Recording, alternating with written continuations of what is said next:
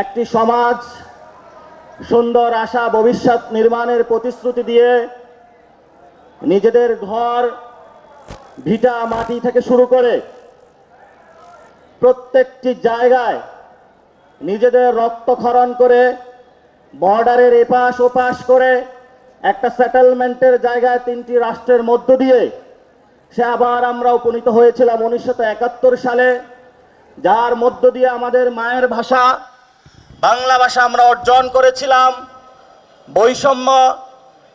বৈষম্যের বিরুদ্ধে বাংলাদেশের হাজারো লক্ষ জনতা নেমে গিয়ে একটি ঐতিহাসিক মুক্তিযুদ্ধের মধ্য দিয়ে বাংলাদেশ নামক একটি রাষ্ট্র বিশ্ববুকে জন্ম দিয়েছিল।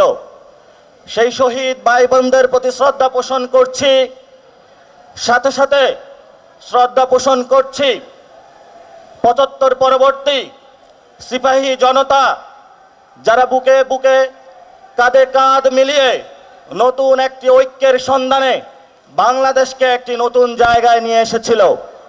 শ্রদ্ধা ভরে স্মরণ করছি 90-এর স্বৈরাচার বিরোধী আন্দোলনের লড়াকু সন্তানদেরকে, যারা রাজপথের মধ্য দিয়ে সামরিক জান্তাদেরকে বিতাড়িত করে বাংলাদেশকে একটি গণতান্ত্রিক প্রক্রিয়ায় নিয়ে গিয়েছিল।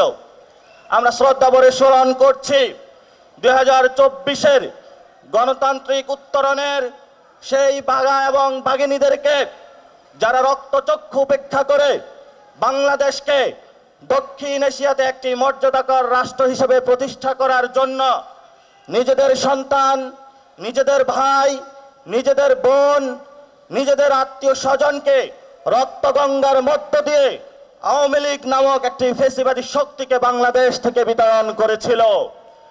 আপনাদেরকে অভিনন্দন।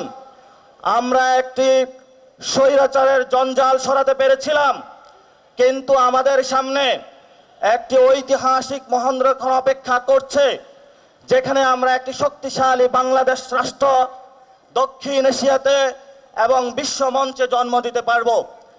আপনারা জানেন, আমরা ক্যাম্পাসের সেই গাছের নিচে বসে আড্ডা পাঠ চক্রের মাধ্যমে বাংলাদেশের রাজনৈতিক পথ নির্দেশক কি হবে সেগুলো আমরা তৈরি করেছিলাম।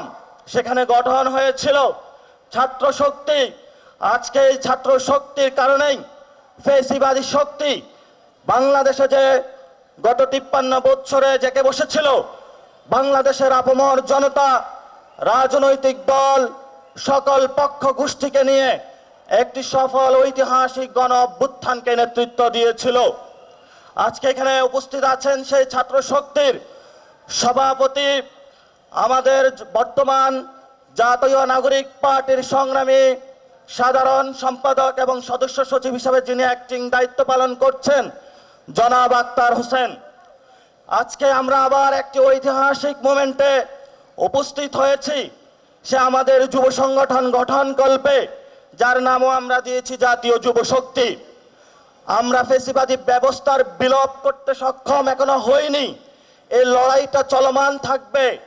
তেমনিভাবে নতুন বন্দোবস্ত এবং একটি মর্যাদাকর রাষ্ট্র প্রতিষ্ঠার জন্য যে সংগ্রাম, আগামীর বাংলাদেশের শতকে শতকে এই সংগ্রামের যে ঝান্ডা এবং পতাকা যাদের নেতৃত্বে বাংলাদেশে উড়বে, তারা হলো আগামীর বাংলাদেশের যুব শক্তি। আর সেই যুব শক্তির প্রাণভোমরা আপনারা আজকে আমার সামনে বসে আছেন। এখানে উপস্থিত আছেন বিভিন্ন রাজনৈতিক দলের বিভিন্ন সংগ্রামী নেতৃবৃন্দ, উপস্থিত আছেন গণ অভ্যুত্থানের আমাদের মা এবং বোনেরা, যারা যদি মাঠে না আসতো এই গণ অভ্যুত্থান সফল হতো না। উপস্থিত আছেন তরুণ যুবরা, যাদের রক্তের উপর দিয়ে বাংলাদেশে একটি নতুন গণতান্ত্রিক প্রক্রিয়ায় প্রবেশ করেছে। আমরা গত 3 মাস জাতীয় নাগরিক পার্টি প্রকাশের পর থেকে 64 জেলায় যোগাযোগ করেছিলাম, কিভাবে ঐতিহাসিক যে জরাজীর্ণ বাংলাদেশের যে যুব সংগঠনগুলো রয়েছে, ছাত্র সংগঠনগুলো রয়েছে, সেই ফ্যাসিবাদী থেকে কায়দা থেকে বের হয়ে নতুন একটি পদ্ধতির মাধ্যমে, নতুন একটি সিস্টেমের মাধ্যমে, নতুন একটি বন্দোবস্তের মাধ্যমে কিভাবে বাংলাদেশের যে আপমর যুব গোষ্ঠী রয়েছে তাদের জন্য কাজ করা যায়, সেই জন্য সেই প্রক্রিয়া শুরু করি।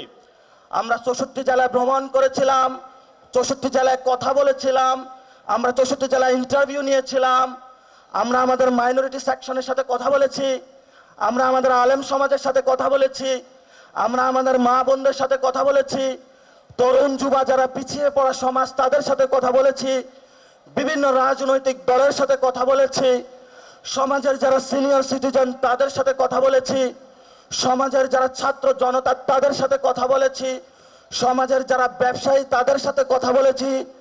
সকলের ঐক্যবদ্ধ মিলনে আমরা আপনাদের সামনে আজকে এই প্রোগ্রামে উপস্থিত হয়েছি। এই প্রোগ্রাম একটি ধারাবাহিক প্রক্রিয়ার মধ্য দিয়ে আমাদের তেমনিভাবে নারী সংগঠন আমরা কাজ করে চলছি, শ্রমিক সংগঠনের কাজ করে চলছি, আমাদের ডায়াসপোরা সেকশনের কাজ করে চলছি, ডাক্তার, আইনজীবী, বিভিন্ন পেশাজীবী সেই সংগঠন রয়েছে সেগুলোর কাজ করে চলছি।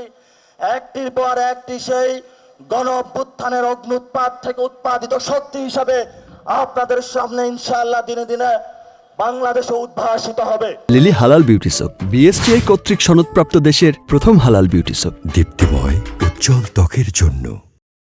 এবং আজকে প্রথম সেই উদ্ভাসিতের তালিকায় জাতীয় যুব শক্তি স্থান করে নিয়েছে। এই জন্য সবাই করতালি হাততালি দিয়ে আমরা আমাদেরকে অভিনন্দন জানাই।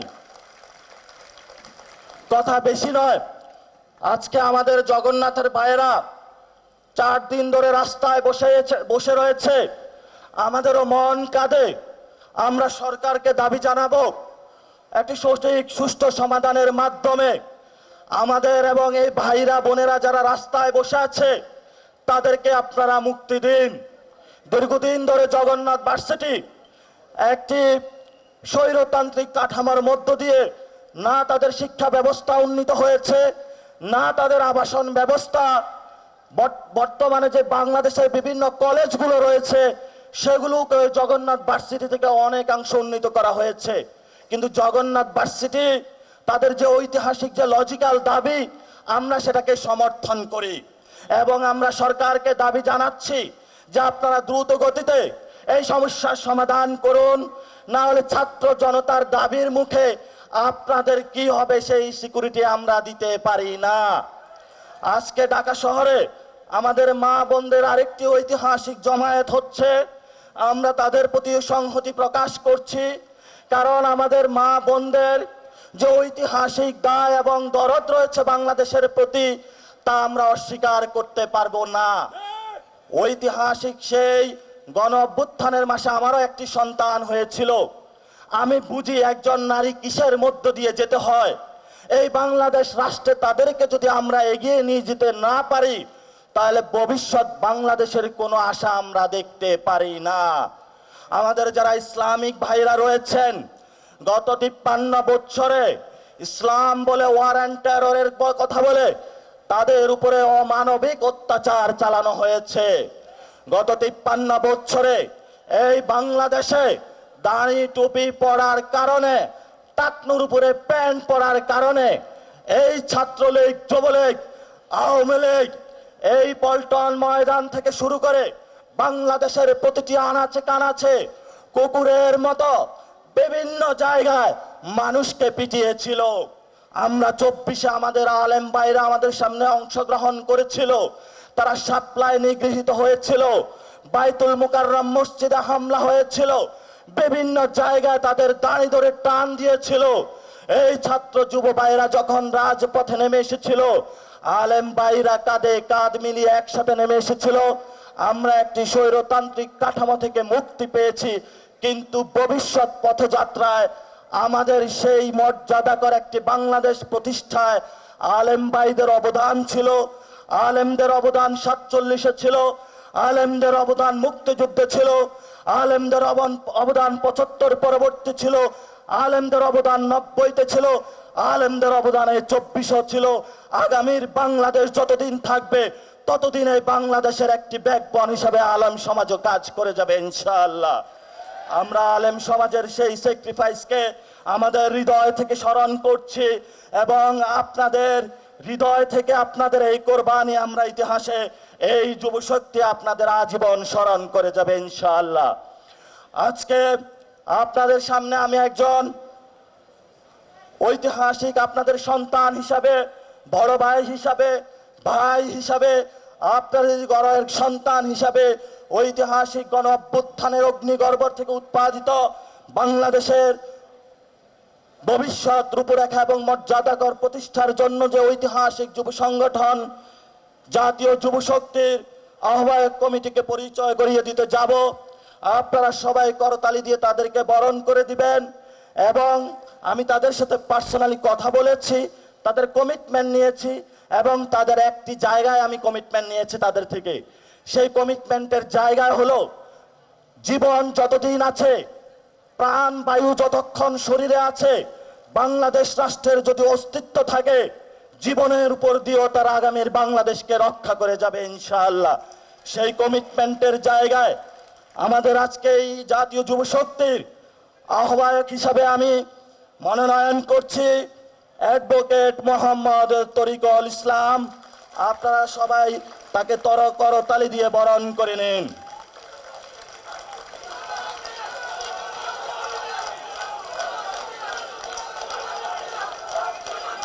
আমি সদস্য সচিব হিসাবে মনোনয়ন করছি ডাক্তার জাহিদুল ইসলাম, সদস্য সচিব হিসাবে ডাক্তার জাহিদুল ইসলাম, মুখ্য সংগঠক হিসাবে ইঞ্জিনিয়ার ফরহাদ সাহেল, মুখ্য সংগঠক হিসাবে ইঞ্জিনিয়ার ফরহাদ সাহেল।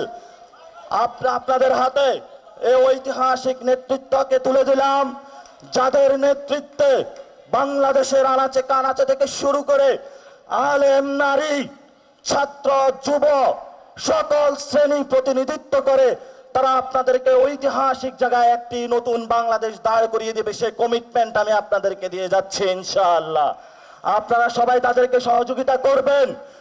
সবাই হাত তুলে আজকে আমরাও কমিটমেন্ট দেই যে প্রত্যেকটা জায়গায় আমরা ভাই এবং বোন হিসাবে কাজ করব এবং জাতীয় যুব শক্তিকে বাংলাদেশের সবচেয়ে বড় একটি জনগণের শক্তি হিসাবে ইনশাআল্লাহ দাঁড় করাবো।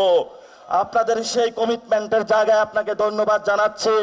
আমি পরবর্তী যারা লিডারশিপে এসেছেন, অ্যাডভোকেট মোহাম্মদ তরিকুল ইসলাম, সদস্য সচিব ডাক্তার জাহিদুল ইসলাম এবং মুখ্য সংগঠক ইঞ্জিনিয়ার ফরহাদ সোহেলের হাতে আগামীর জাতীয় যুব শক্তির পতাকা তুলে দিচ্ছি। ধন্যবাদ। আপনারা এখানে এসে বাকি নামগুলো ঘোষণা করবেন যারা কমিটিতে ছিল। আপনাদেরকে মাইকের কাছে আসার জন্য অনুরোধ জানাচ্ছি। ধন্যবাদ সকলকে। আসসালামু আলাইকুম।